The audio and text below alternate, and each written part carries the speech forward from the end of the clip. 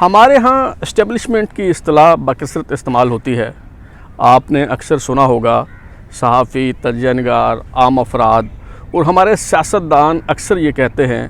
کہ اس ملک کے مسائل کی اسٹیبلشمنٹ ذمہ دار ہے، اسٹیبلشمنٹ جو ہے وہ سیاست سے دور رہے۔ اسی طرح کبھی خلائی مخلوق کہہ کر جو ہے وہ مخاطب کیا جاتا ہے، کبھی محکمہ زراعت کا نام دیا جاتا ہے، اور کبھی جو ہے شمالی علاقہ جات کا جو استعارہ ہے وہ بھی اسٹیبلشمنٹ کے حوالے سے استعمال ہوتا ہے، کبھی خفیہ ہاتھ قرار دیا جاتا ہے اسٹیبلشمنٹ کو۔ لیکن جب یہ ساری باتیں کی جا رہی ہوتی ہیں، یہ ساری جو ٹرمینالوجیز ہیں یہ استعمال کی جا رہی ہوتی ہیں، تو اس سے مراد دراصل ایک ہی ہوتی ہے۔ تو یہ اسٹیبلشمنٹ دراصل ہے کیا اور یہ کس طرح سے کام کرتی ہے؟ میرا تو خیال تھا کہ اسٹیبلشمنٹ اتنی ایک عام فہم اصطلاح ہے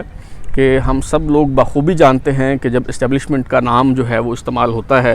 تو اس سے دراصل کیا مراد ہوتا ہے۔ لیکن مسلسل مجھے کچھ دوستوں کی طرف سے یہ فرمائش کی گئی، کہا گیا کہ آپ روشنی ڈالیں اس پہ کہ اسٹیبلشمنٹ دراصل ہے کیا۔ نئی بحث تب شروع ہوئی جب سابق وزیر اعظم میاں نواز شریف نے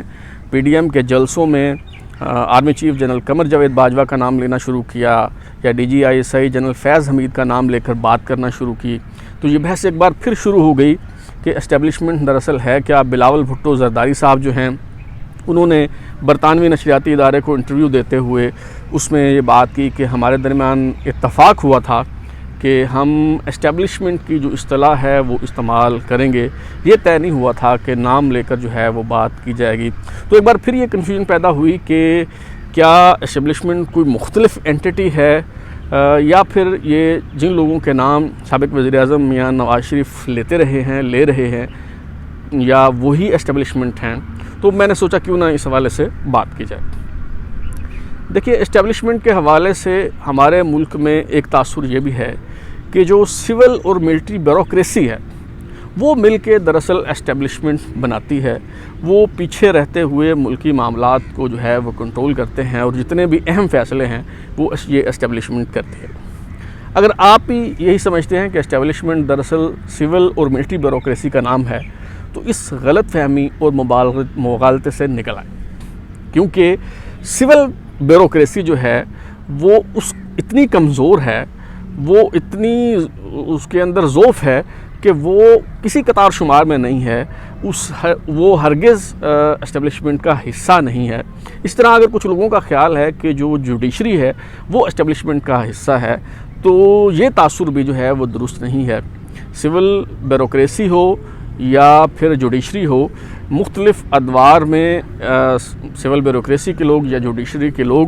بطور مہرہ تو استعمال ہوتے رہے ہیں، لیکن شطرنج کی یہ جو بازی ہے یہ ہمیشہ سے فوجی جنتا کی ہاتھ میں رہی ہے۔ یہ ہمیشہ سے آرمی چیف اور اس کے جو چند قابل اعتماد جو جرنیل ہوتے ہیں، جو کور کمانڈرز ہوتے ہیں، ان کا نام ہی دراصل اسٹیبلشمنٹ ہے۔ یہ اسٹیبلشمنٹ جو ہے یہ کیسے وجود میں آئی ہمارے ملک میں، اور کس طرح سے اس کی بنیاد پڑی، کس طرح سے ملکی معاملات میں سیاست میں مداخلت جو ہے اسٹیبلشمنٹ کی شروع ہوئی، اس پہ بھی ہم بات کریں گے۔ لیکن فی الحال ایک واقعہ جو میرے ذہن میں آ رہا ہے، سیدہ عابدہ حسین کا آپ نے نام سنا ہوگا، جھنگ سے جو ہیں سیاستدان ہیں،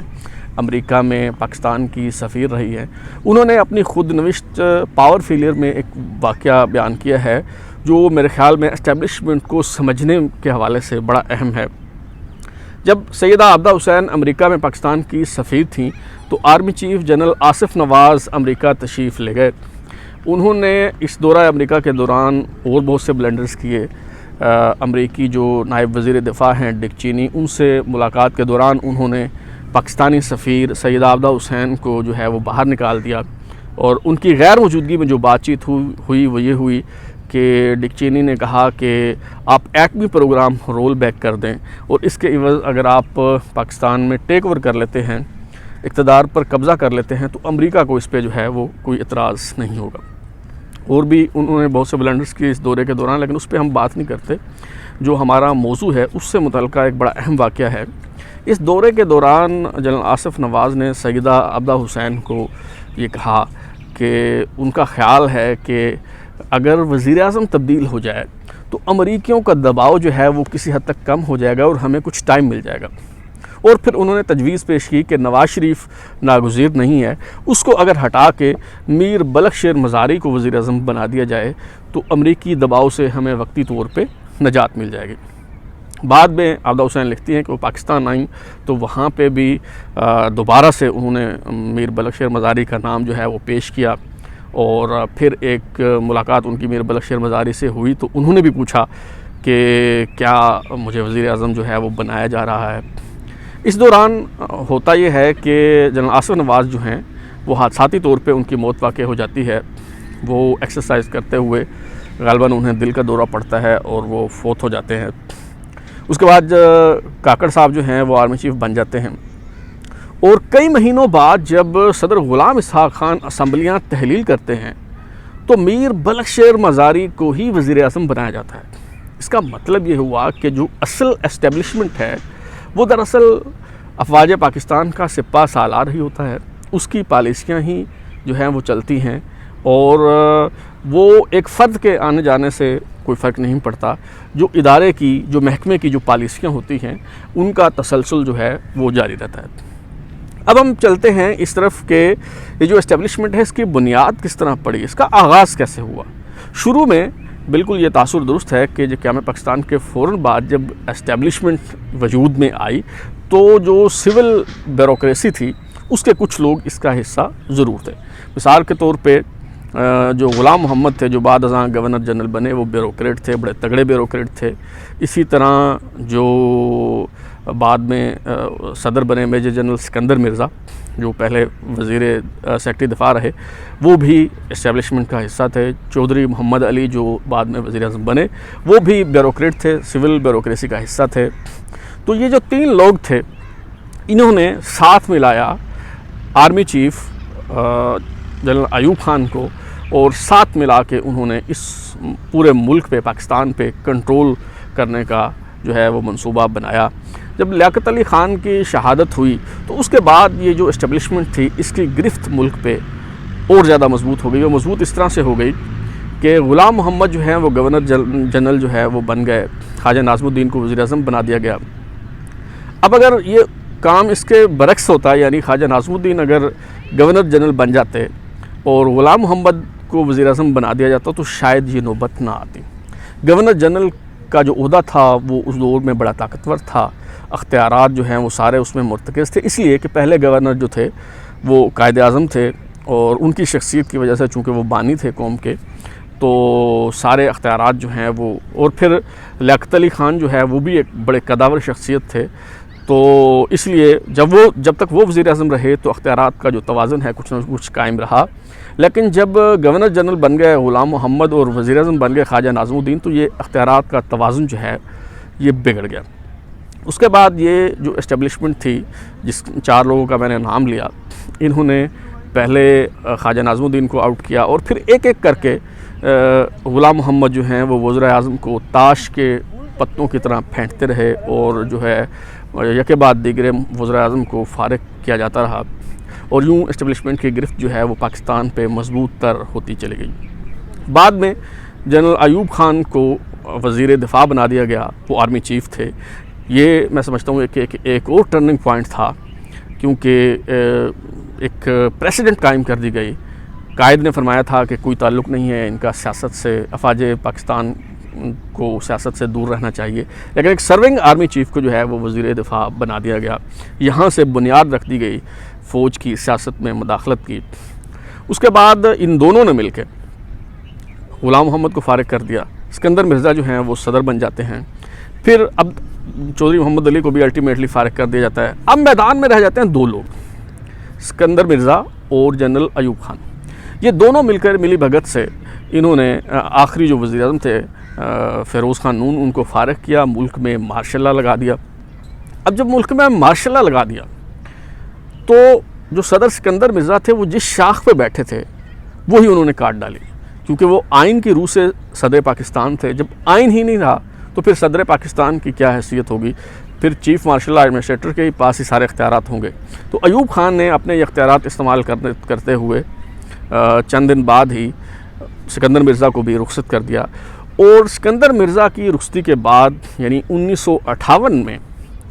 یہ طے ہو گیا کہ اس ملک میں جو اسٹیبلشمنٹ ہوگی وہ دراصل ملک کا سپہ سالار ہوگا، ملک کا آرمی چیف ہوگا۔ اس کے بعد سے لے کے اب تک جو ہے وہ جب بھی اسٹیبلشمنٹ کا نام استعمال ہوتا ہے، جب بھی کہا جاتا ہے کہ اسٹیبلشمنٹ نے یہ کر دیا، اسٹیبلشمنٹ نے وہ کر دیا، اسٹیبلشمنٹ ناراض ہے یا یہ اسٹیبلشمنٹ کا بندہ ہے، تو اس سے مراد دراصل GHQ ہوتا ہے، اس سے مراد دراصل سپہ سالار ہوتا ہے، اور اس کے ارد گرد چند اس کے وفادار جو جرنیل ہیں وہ اس سے مراد ہوتے ہیں۔ تو یہ اسٹیبلشمنٹ جس کی ہم نے تعریف جو ہے وہ متعین کی، اس اسٹیبلشمنٹ نے کیا کیا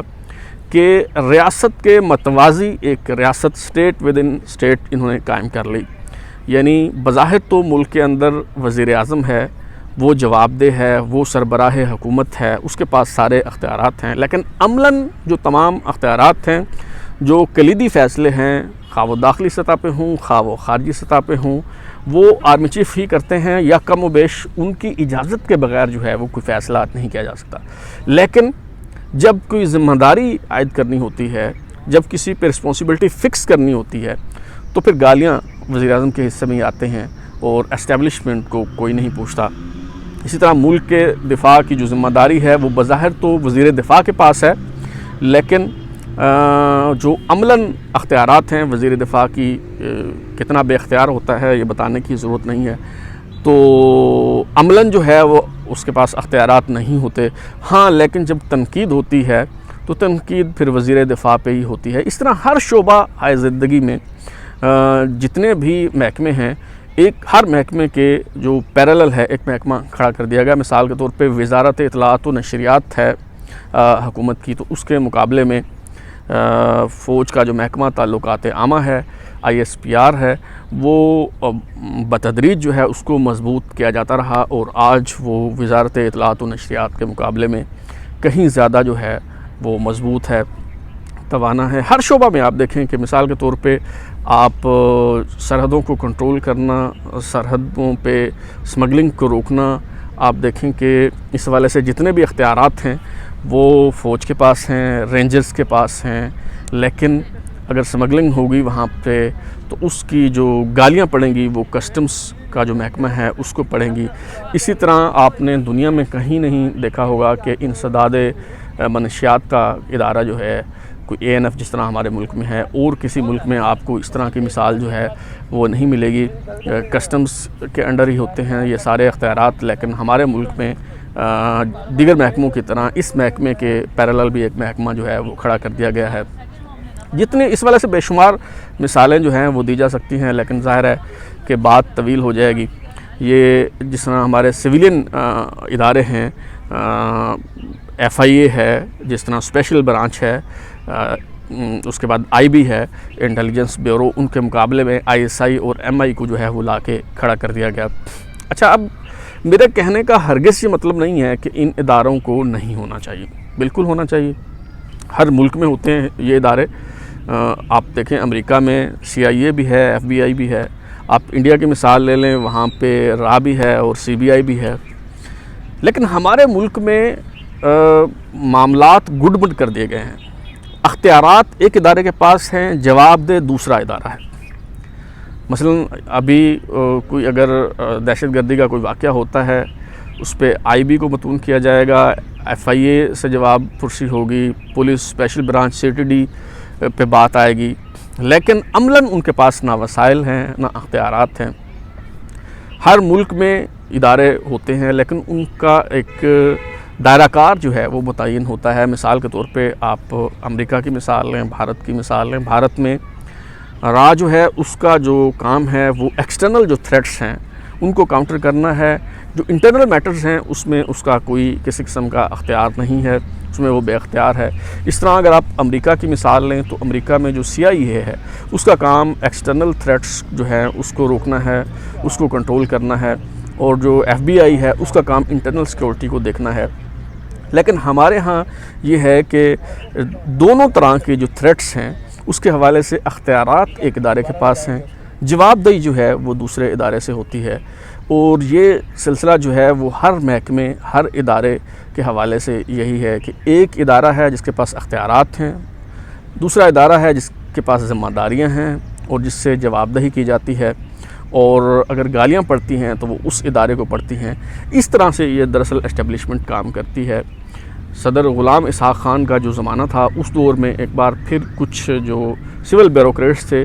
ان کا جو عمل دخل ہے وہ ملکی سیاست میں وہ ضرور بڑھا۔ اسی طرح جو ضیاء الحق نے جب ٹیک اوور کیا تو اس میں جوڈیشری جو تھی اس کا عمل دخل کچھ ضرور بڑھا۔ جو چیف جسٹس تھے لاہور ہائی کورٹ کے انہیں گورنر بنا دیا گیا پنجاب کا۔ اسی طرح باقی صوبوں میں بھی جو چیف جسٹس صاحبان تھے انہیں متعلقہ صوبوں کا گورنر بنا دیا گیا۔ لیکن یہ جتنے بھی لوگ تھے یہ سب انہیں مہرے کے طور پہ انہیں استعمال کیا گیا۔ انہیں آپ یہ نہیں کہہ سکتے کہ یہ شریک اقتدار تھے یا یہ اسٹیبلشمنٹ کا حصہ تھے۔ اسٹیبلشمنٹ جو ہے وہ صرف اور صرف ہمارے جو سپہ سالار ہیں ان کا نام ہے یا پھر ان کے جو قریبی جو 4-5 جو جرنیل ہیں ان کا نام ہے۔ اور ہمارے ملک میں جتنے بھی آج تک ٹیک اوور ہوئے، جتنے بھی ماشاء اللہ لگے، آپ نے دیکھا ہوگا کہ اس میں کبھی کوئی دقت پیش نہیں آئی، چاہے وہ ایوب خان کا ماشاء اللہ ہو، یحییٰ خان والا ہو، ضیاء الحق کا ہو، یا پھر جنرل پرویز مشرف نے جب 12 اکتوبر 1999 کو ٹیک اوور کیا تو اس میں ٹیک اوور کرنے کے حوالے سے انہیں کوئی پریشانی، کوئی مزاحمت کا سامنا جو ہے وہ نہیں کرنا پڑتا۔ وہ کیوں نہیں کرنا پڑتا؟ اس لیے کہ جو ہماری راولپنڈی کور ہے اس کے انڈر جو 111 بریگیڈ ہے، یہ جتنے بھی ایوان صدر ہو، وزیر اعظم ہو، جتنی بھی اہم عمارات ہیں وفاقی دارالحکومت میں، اس کی سیکیورٹی کی ذمہ داری ان کے پاس ہے۔ جب ٹیک اوور کرنا ہوتا ہے تو صرف یہ کیا جاتا ہے کہ 111 بریگیڈ کا جو بریگیڈ کمانڈر ہوتا ہے وہ متعلقہ جو سیکیورٹی کا انچارج ہوتا ہے ایوان صدر میں، وزیر اعظم ہاؤس میں، وہ کہہ دیتا ہے کہ آپ دروازے بند کر دیں تو وہ دروازے بند کر دیتے ہیں۔ آپ جنرل شاہد عزیز کی کتاب پڑھیں خاموشی کہاں تک، تو آپ کو پتہ چلے گا۔ جنرل پرویز مشرف کی کتاب پڑھ لیں ان دا لائن آف فائر، اس میں بھی یہی لکھا گیا ہے کہ جب ٹیک اوور کیا تو سمپلی ایوان صدر اور وزیر اعظم ہاؤس کے جو سیکیورٹی کے انچارج تھے ان کو کہہ دیا کہ آپ ٹیک اوور کر لیں اور کسی کو نہ اندر آنے دیں نہ کسی کو باہر جانے دیں۔ اسی طرح جو ہے 2 وزراء اعظم ہیں پاکستان کی تاریخ میں جنہوں نے اس پہ قابو پانے کی کوشش کی۔ ذوالفقار علی بھٹو نے FSF بنائی جس کا مقصد یہ تھا کہ جتنے سیکورٹی مہیا کرنی جو ہے وہ حکومت کو اس کی ذمہ داری ہوگی۔ اس طرح نواز شریف نے ایلیٹ فورس بنائی، اس کا مقصد بھی یہی تھا کہ جو سیکورٹی کی ذمہ داری ہے وہ ان اداروں سے، ان محکموں سے واپس لے کے اس کے لیے ایک الگ محکمہ جو ہے وہ بنا دیا جائے، تاکہ جب ٹیک اوور کرنا ہو تو 1000 بار سوچا جائے، انہیں پتہ ہو کہ اب ہم اگر ٹیک اوور کریں گے تو پھر مزاحمت کا سامنا بھی ہمیں کرنا پڑے گا۔ لیکن ان دونوں وزراء اعظم کا کیا حشر ہوا یہ آپ کے سامنے ہے۔ یہ جو تھا اسٹیبلشمنٹ کا رول، کردار، اس کو کیسے کم کیا جا سکتا ہے، سیاست میں جو کردار ہے اسٹیبلشمنٹ کا اس کو کیسے ختم کیا جا سکتا ہے، اس میں ہم آئندہ کسی ویڈیو میں بات کریں گے۔ بلال غوری کو اجازت دیجیے۔ اگر آپ کو ہمارا پروگرام پسند آیا تو اسے لائک کریں، کامنٹ کریں، شیئر کریں اور ہمارا چینل سبسکرائب کرنے کے بعد بیل آئیکن یعنی گھنٹی ضرور دبائیں تاکہ آپ کو نئی ویڈیوز کے نوٹیفیکیشنز ملتے رہیں۔ بہت شکریہ۔